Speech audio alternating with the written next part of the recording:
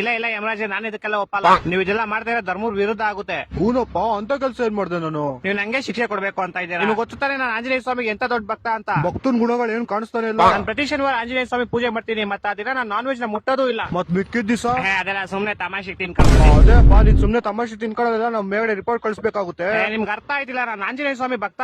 ನೀನ್ ಯಾರ್ ಭಕ್ತನಾರು ಆಗಿರೋ, ನೀನ್ ಮಾಡಿರೋ ಕರ್ಮಕ್ಕೆಲ್ಲ ನಾವು ಶಿಕ್ಷೆ ಕೊಡದ್ರೆ ಬಿಡಕ್ ಆಗೋದೇ ಇಲ್ಲ. ಎಸ್, ದೇವ್ರು ಬಂದ್ಬಿಟ್ರು. ಓ ಹನುಮಾನ್, ನೀನ್ ಇಲ್ಲಿ? ಎಲ್ಲಿ ನನ್ ಭಕ್ತ ಸಂಕಟದಲ್ಲಿರ್ತಾನೋ ಅಲ್ಲಿ ನಾನು ಬರ್ಲೇಬೇಕು. ಅಯ್ಯೋ, ಯಾವ ಸುಮ್ಮನೆ ಭಕ್ತ? ಅವ್ನ್ ಸ್ವಾರ್ಥಕ್ಕೋಸ್ಕರ ಪಾಪ ಮೂಕ್ ಪ್ರಾಣಿಗಳನ್ನ ಹತ್ಯೆ ಮಾಡ್ತಿದ್ದ. ಆದ್ರೆ ಶನಿವಾರ ಮಾಡಿಲ್ವಲ್ಲ. ಏನ್ ಹೇಳ್ತಾ ಇದೀರಾ ನೀವು? ಇವ್ನು 18 ವರ್ಷದ ವಯಸ್ಸಿಂದಾನೆ ಪ್ರತಿ ಶನಿವಾರ ನಾನ್ ವೆಜ್ ತಿನ್ನೋದ್ ಬಿಟ್ಬಿಟ್ಟ. ಆ ಕಡೆಯಿಂದ ನೋಡು, ಇವ್ನು ಎಷ್ಟು ಪ್ರಾಣಿಗಳನ್ನ ಕಾಪಾಡೋನೆ. ಸರಿ ತಾನೆ? ಅದಕ್ಕೆ ಯಮರಾಜ್ರೆ, ನಾನು ಇವ್ನ ಶಿಕ್ಷೆನ ಸಮಾಪ್ತ ಮಾಡ್ಬೇಕು ಅಂತ ಇದೀನಿ. ಆದ್ರೆ ಅದನ್ನ ಮಾಡಕ್ ಆಗಲ್ಲ. ಯಾಕಂದ್ರೆ ಇವತ್ತು ಭಾನುವಾರ. ಅಯ್ಯೋ ಹೌದಲ್ವಾ, ನಂಗೆ ಇವತ್ ಜ್ಞಾಪನ ಐತಿ, ಇವತ್ ಭಾನುವಾರ. ಅದಕ್ಕೆ ನಾವ್ ಇವ್ನಿಗೆ ಚಾವಟಿ ಹೊಡಿಯಕ್ ಆಗಲ್ಲ. ಮತ್ತೆ ಮೋಸ್ಟ್ಲಿ ನಾನು ಇವತ್ತು ಚಾವಟಿ ಹಿಡಿದ ತಪ್ಪಿಸ್ಕೊಂಡೆ ಅನ್ಸುತ್ತೆ. ನೀವಿಬ್ರು ಹಿಂದೆ ಏನ್ ನೋಡ್ತಾ ಇದೀರಾ? ಕುಡಿದಿರೋ ಬೆಂಕಿಲ್ ಹಾಕೋಣ. ನಿಮ್ಮಿಷ್ಟ ಯಮರಾಜ್ರೆ.